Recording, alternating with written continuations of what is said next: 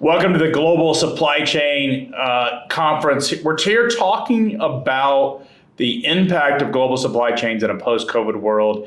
I have James Pomeroy, the economist at HSBC. James, how are you today? I'm as well as I can be. Thank you very much, Craig. So you have written, and actually predated COVID, you had written some pieces about de-urbanization, a concept that a lot of people were surprised by, or it was hard to accept what a world would look like, where we sort of reversed the urbanization over the last couple of decades. You wrote these pieces pre-COVID, and now we're living in this post-COVID world that actually your predictions came true. It's always nice when they do come true. As an economist, I guess that's not always the case. But we've written about these things for a while, and the two main hooks for me, one of which hasn't changed as a result of the pandemic, which is demographic trends, I think are really, really important. If you think about, particularly in the developed world, who moves to cities, who lives in cities, it's young people. And young people are a smaller and smaller share of the population in the developed world, and the number of people turning 20 or turning 23, 24, 25 every single year in the US, in the UK, and across the developed world is down every year. So naturally, the natural push towards urbanization is reduced. And then, of course, the technology side and the changes we've all made in 2020 and still in 2021 about remote working. It was something that was clearly going to take off. We just didn't expect it to happen so quickly. And it really has changed people's mentality towards remote working. And that's clearly brought forward those predictions we'd been making, talking about 2030, are now talking about 2020 and 2021. Now, you had made these predictions just based on technological evolution, socio-demographics. But the COVID came along and shifted and sort of took 10 years of natural evolution of society into a couple of month period.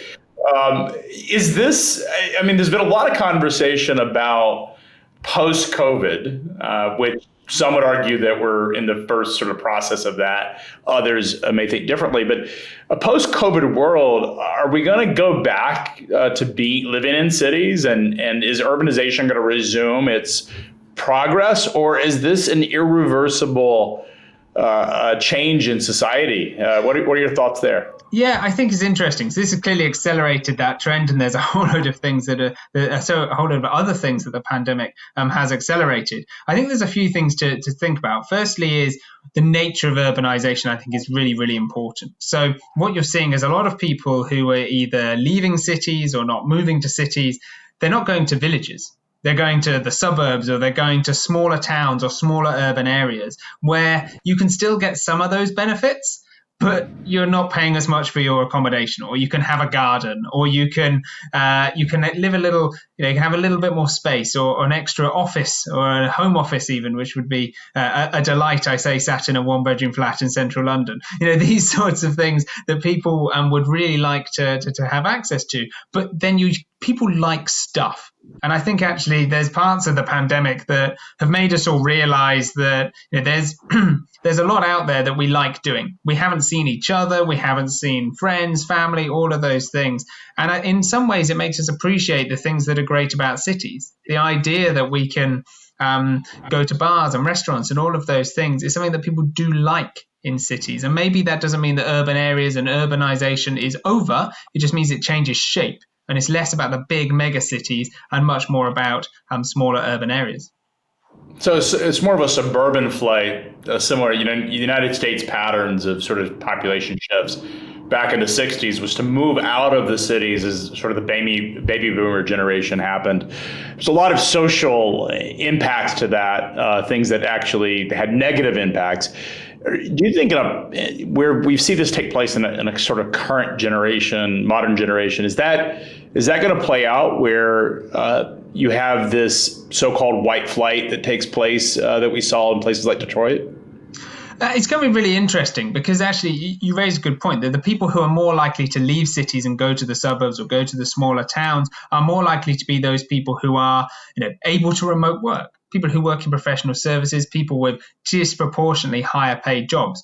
Now, that's good and bad, right? Because in your cities, you've got a change in the nature of that population that could be seen as a negative because you're seeing a lot of wealth and money and people disappearing from those cities. But that money is also then going to places which are typically on lower incomes. And actually, what you could see is sort of a real mixed bag. So much of growth in the past few decades has been concentrated in huge urban areas. That's true and nowhere more so than where I'm sat right now in London, that London has sort of sucked in growth from around the UK. But if I don't need to be sat in central London to do my job, I don't need to be living in central London to do my job, what if I then move to a suburban area or a smaller town, and then my spending, instead of being in the centre of a large city, is locally, be it at the restaurants, the bars, or the local services? Actually, you could help to lift growth in those places too. So I think what we're likely to see is much more of a sort of equalisation of growth, an equalization of incomes around countries, basically the remote nature of work allows all of those sort of prices and costs and quality of life to level up a little bit. And that should be good news for those towns and suburbs who can benefit from that. So you think sort of the lower cost markets, I live in a town called Chattanooga, Tennessee, which is 2 hours north of Atlanta, 2 hours south of Nashville, that has, believe it or not, the world's fastest internet is here in Chattanooga, Tennessee. And it's interesting because they've nicknamed the town, sort of branded as Gig City, because you can get 10 gigabyte of internet to your house for something like $160 or something. But it's interesting because they made this big push about sort of having fiber and the importance of it. And it's now playing out very much like you stated, where people are relocating from all over the country. Chattanooga is getting written in a lot of magazines as the top place to work from home, if remote work and teleworking. So we've been a beneficiary of it.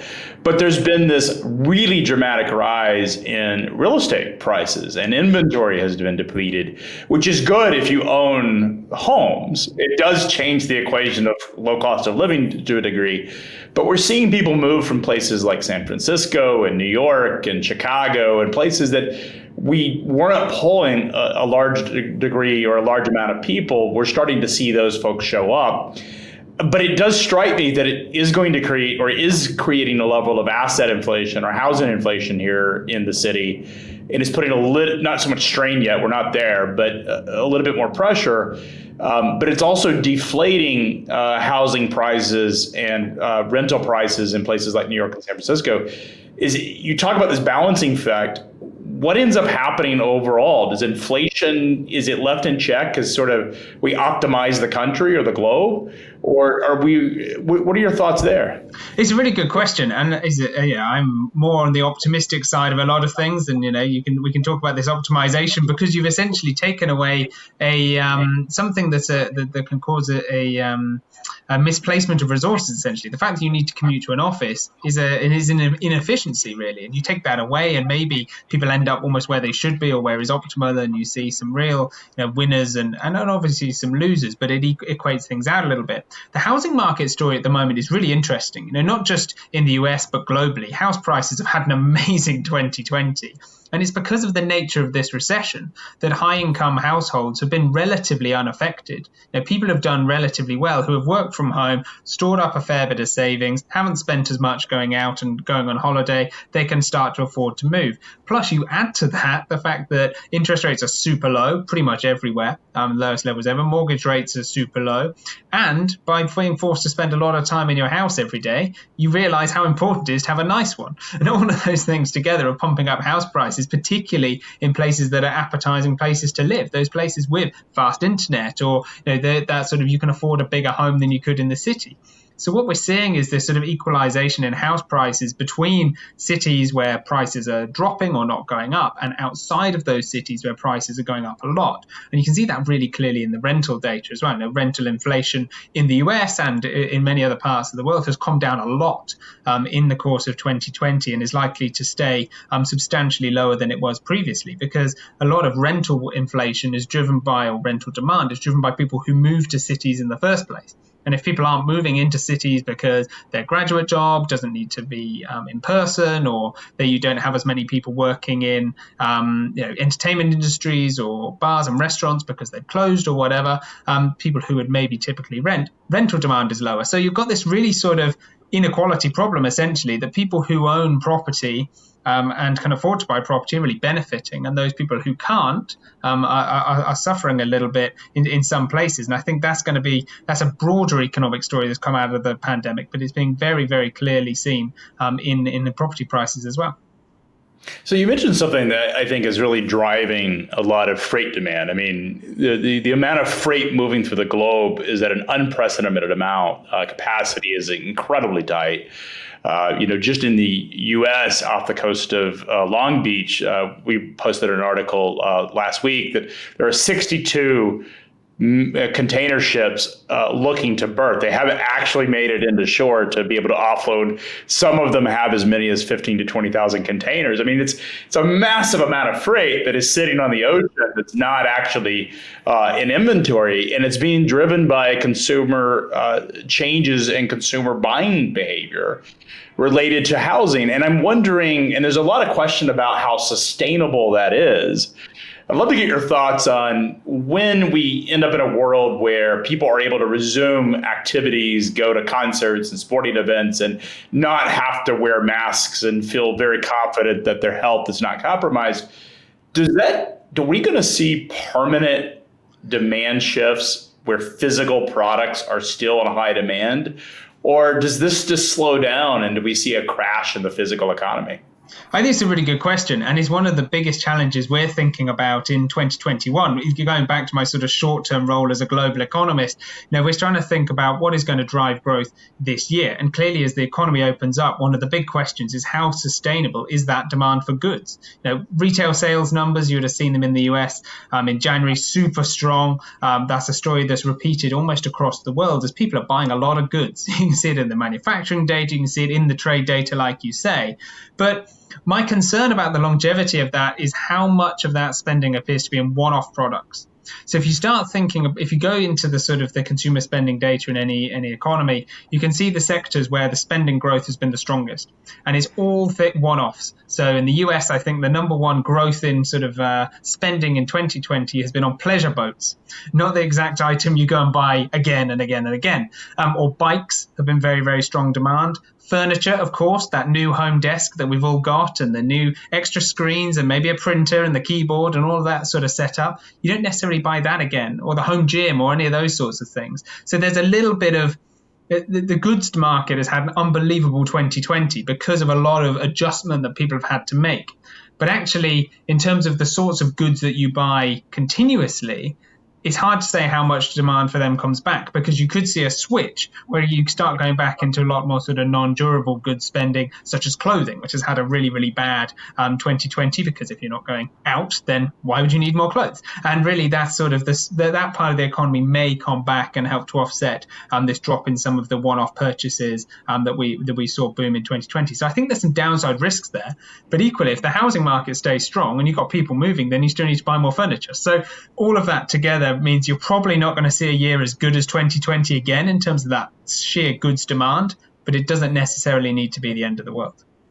I mean, it's interesting because you talk about clothing. I haven't bought a pant that didn't have spandex built into it in over a year. Yeah. Just because why wear jeans or slacks if you're pretty much staying at home?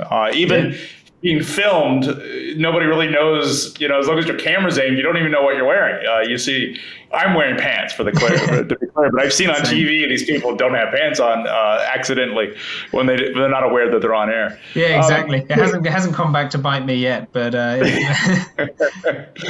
James, the world's shifting. It's also creating a major demographic shift in populations of people moving to suburbs. There's been a lot of discussion about the lack of babies. Procreation isn't happening, dating's not happening, therefore people aren't having as many babies. it strikes me that that could have a long-term impact on economic growth. What are your thoughts there? Yeah, that's another topic we're particularly interested in. I've argued for a while that a lot of the fertility rate assumptions that are embedded into everyone's sort of population projections over the next few decades are wildly optimistic. If you actually dig into them, just as a quick sort of introduction to the topic, if you look on the UN's assumptions for demographics, they assume that pretty much everyone in the developed world starts having more kids in the next decade or two. That's just built in as an assumption, which doesn't feel right, given all of the societal changes that are going on, all of the shifts in terms of people getting married later, people choosing to have kids later, so having fewer kids because they're having their first kid later. You've got a much higher share of females in the workforce, which is again lowering those numbers as well. And you've actually got what's an interesting one amongst today's younger generation is a much lower willingness to have kids for things like environmental concerns. Actually, do people want to have like 3 kids if they're worried about environmental concerns? That's something that pops up in a lot of surveys as well. But actually, if you then take that sort of logic and you extend that into what's happened as a result of the pandemic, well, you've got 2 things that matter. One is a massive amount of uncertainty. If you're thinking of having a kid during 2020, then maybe it's not, maybe you think, well, I'll just wait and see what happens. Maybe we'll just hold off. And then you have a drop in the number of babies being born in 2021 as a result of that. And actually, you've already seen that in 2020. I think the data we've got from the likes of China and some US states is suggesting maybe a 15% drop in the number of births in 2020. Big numbers. And then if you think, okay, but we've also got a massive economic crisis that's falling disproportionately on those people in their 20s. So that big economic crisis then weighs on the willingness and ability for people to have children, or many children, in the coming years.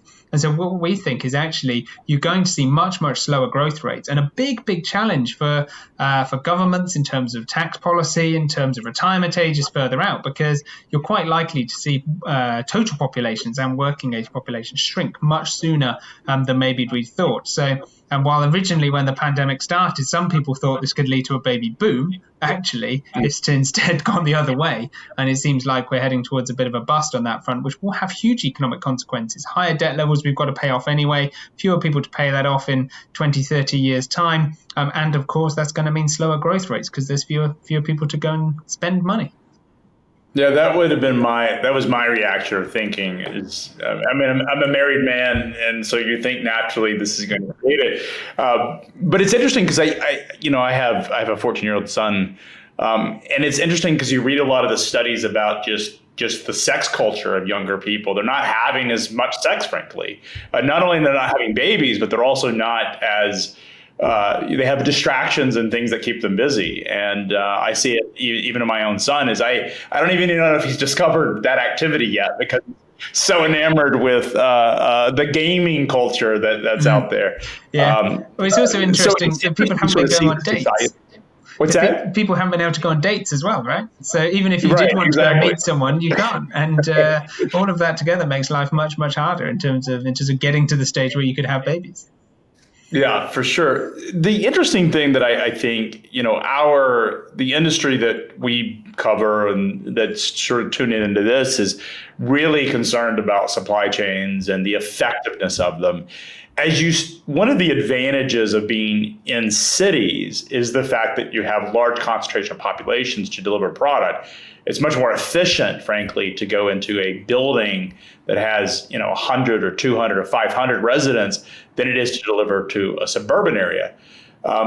If this is sustainable, and I take it from your writing in this conversation that you believe that this is a shift that is sustainable, then it means that companies and retailers have to be thinking about investing in further infrastructure that's further away from city centers. Is that something that you think will be sustainable and something that if you're in the mind of a retailer that they should be thinking about continuing to make those investments? Most definitely. And I think if you've got 2 things at play here. One is this sort of shift in towards these more suburban and smaller towns and all of these sort of trends that we've been talking about. But you've also got this massive boom in the online economy.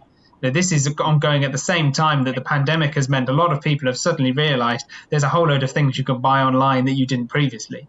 And you take that together with demographic shifts, young people, like you said, your son is entirely online. when he starts becoming a consumer in 5-10 years time, he's going to buy pretty much everything online. And you compare that to, my mum or dad who buy very, very few things online. And actually, if you get that sort of replacement in the population, you're going to get much, much more digital consumption. So I think there's two things at play here that really matter in terms of those supply chains. Is one, that you're going to have people who are probably more spread out than in the past, but you're also going to have this much, much greater demand for online shopping and deliveries, just because the nature of that population shift, the pandemic accelerating the way we think about a lot of online consumption, a lot more demand for those products. So that investment in that infrastructure probably makes quite a lot of sense.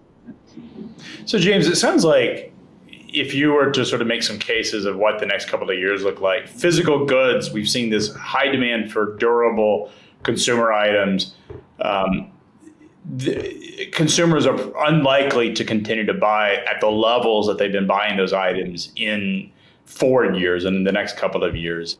But when you own a home, you're consuming a lot more than if you own a small apartment. My wife moved from a 400 square foot apartment in middle of Manhattan to a couple thousand square foot house in the suburban area. We just naturally consume stuff, right, in these bigger homes. It sounds like that's a bit more sustainable, that shift is a bit more permanent than, obviously people aren't buying as many exercise equipment or boats, but it strikes me that is a permanent shift. No, you're right. There's some things that will have a little bit more sustainability. One that we've seen a lot of in the last year is a lot of stuff around home improvement. So not necessarily as durable in the same way as buying your desk or your boat, but things like paint. Paint sales, unbelievably high demand because, again, you spend more time at home. You want to do it up a little bit more. Furniture sales and so on, you may see, but a lot of that is one-off purchases when you move. And as you're right, you will kit out a bigger home and you see a bit more of a lift. But it's more about the sort of the delta on that as well. So in 2020, you had such a big lift because you had a lot of people moving and you had the pandemic, meaning a lot of people had to make these one-off purchases. And yes, going forward, you're still going to see people moving out of cities and getting bigger homes and so on. That makes a big difference. But equally, if you go against that trend of people having fewer children and smaller household sizes, then maybe that counteracts it a little bit. So there's a lot of things moving in different directions. I think you're less likely to see the levels of 2020 repeated in the short term. You might get back up there, as the economy grows and so on further down the line. But I would be much more confident as a sort of 2 to 3 year time horizon that the growth in services from where we are today will be more so than goods, but there will still be that goods demand just because people will still be spending more time at home than they did previously, and they're going to want those things that give them their home comforts. Now, James, the inventory depletion is real. You see it in the inventory data. Companies are trying to restock, but often unsuccessfully to their own desires. It seems like, at least for freight demand and supply chains, that this fact will continue until inventories reach a more normalized level. Certainly, e-commerce means that you have more inventory. I think Prologis has something like 40% more inventory. When it's e-commerce related, it requires retailers to have 40% more inventory versus sort of a brick and mortar. It's interesting because I look at the data and it suggests that this market fundamental, the demand in freight, will continue at least for the year, but it could be a rough go in 22 or 23. Is that sort of what you would think, that there will be a bit of a hangover, or are we going to fly right by it with all the stimulus? You could do. I mean, this is the other part of it. We've been talking a little bit about rotation of spending, right? But not necessarily about absolute spending. So I think you're going to get this rotation because we've spent so much on these sort of products. We're going to start spending a little bit more on services. But US households in aggregate are pretty well off at the moment. Not just US households, actually in aggregate across the world, households are in pretty good shape. Now, you look at most countries, you're talking about 10% of GDP-ish, maybe slightly less, 7 to 10% of GDP, in additional savings that the household sector has made during 2020. Now, that's money that gets unleashed somewhere. So far, it's largely been in the property market. But what if it just gets unleashed more broadly and you keep up actually a little bit more momentum in the growth story? You've got some fiscal stimulus coming in, maybe in the US, maybe you get a little bit of infrastructure spending. Maybe we see more of this across the world in terms of the green revolution, and we see a little bit more sustainable growth. All of this together actually keeps quite a fair bit of demand in the economy. economy. I know there's a few risks out there in the labor market and the whole vaccine-based recovery and all of those sorts of things quite clearly. But there's plenty of reasons to be optimistic about an actual broad-based consumer recovery in the coming years because of that strong position the households are in and this additional stimulus that we could be getting across the world. So there are reasons to be optimistic. Even if there is a rotation out of goods into services in terms of that share of spending, actually that aggregate pie of consumer spending could go up quite a bit in the coming years as long as there are jobs out there. Now, is inflation, are we going to see rapid inflation, or is it going to be more muted? We're not so concerned about that. We think we're going to see pretty high inflation rates in the first half of this year, partly because the oil price, food prices in particular, and the obvious disruption in freight, as we've been discussing, causing a fair bit of bottlenecks that can lead to some supply shortages and pushing up prices. But all of those effects will probably fade out in the second half of the year. Then you've got this sort of question of what happens about that demand.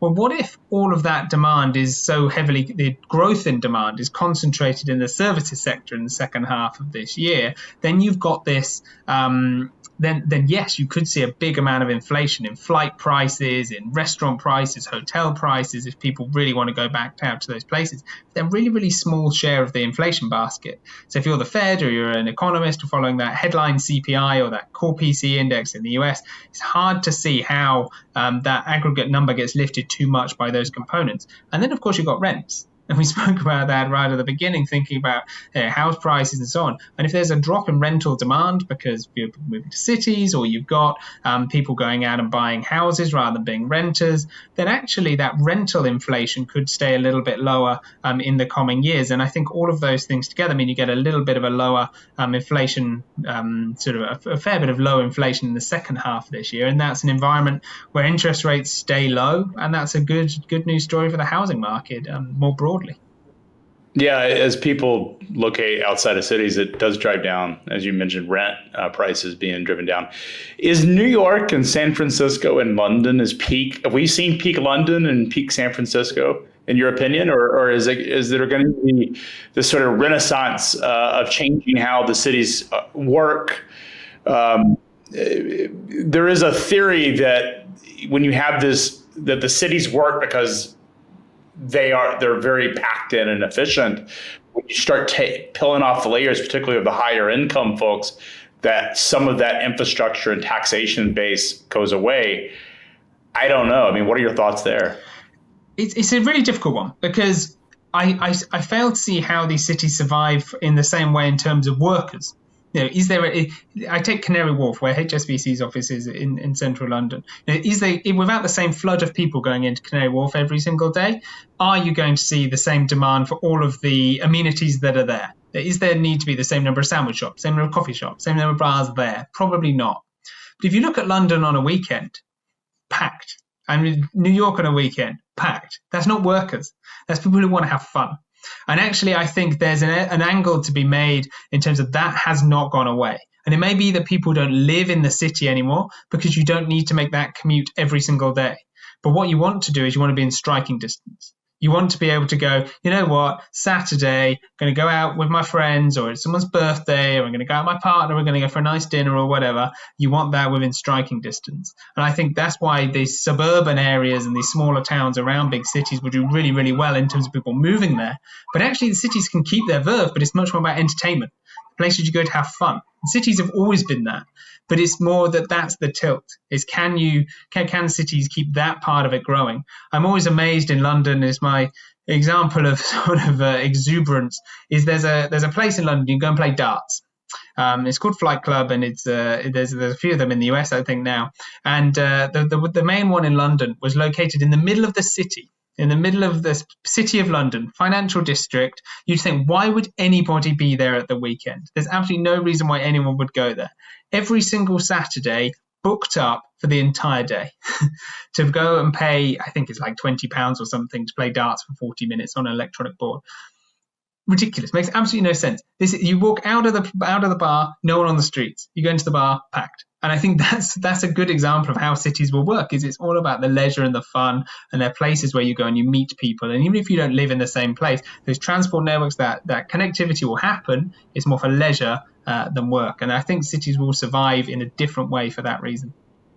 Yeah, my wife being from the city, from Manhattan, I always enjoy going up to visit, but living there, and at points in our relationship, we've had those conversations. Would I live there? It's very different. I live on land, and it's a very different experience to sort of move into a city, and the things that she now, when she goes back to Manhattan, she always complains about how everything becomes, she's now aware of stuff that she wasn't aware before. So it's an interesting dynamic. Well, James, I really appreciate that. I'd like for you, before we go, for you to make one bold call that maybe is off the radar for people over the next decade. What can we expect society to look like in the next decade?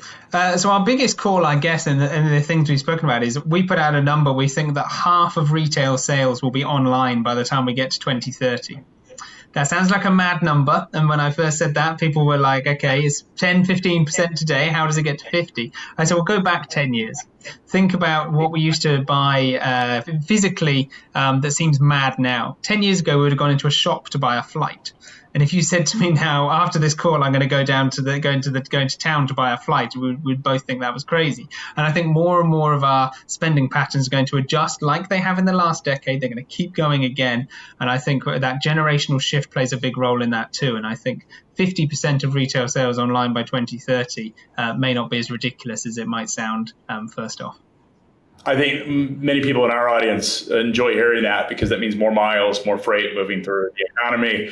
And logisticians have been on the front lines of the COVID recovery, and certainly are playing an important role in the shift towards e-commerce and continuing migration towards that. James, I really appreciate your time today. It's been a fabulous conversation. I'd love to keep it going, but unfortunately we don't have any more time. How can folks best reach you if they're interested in connecting with you and maybe have questions? Yes, of course. The best way of reaching out is to find me on LinkedIn. I'm pretty easy to find. I don't think there's many James Pomeroys who work at HSBC.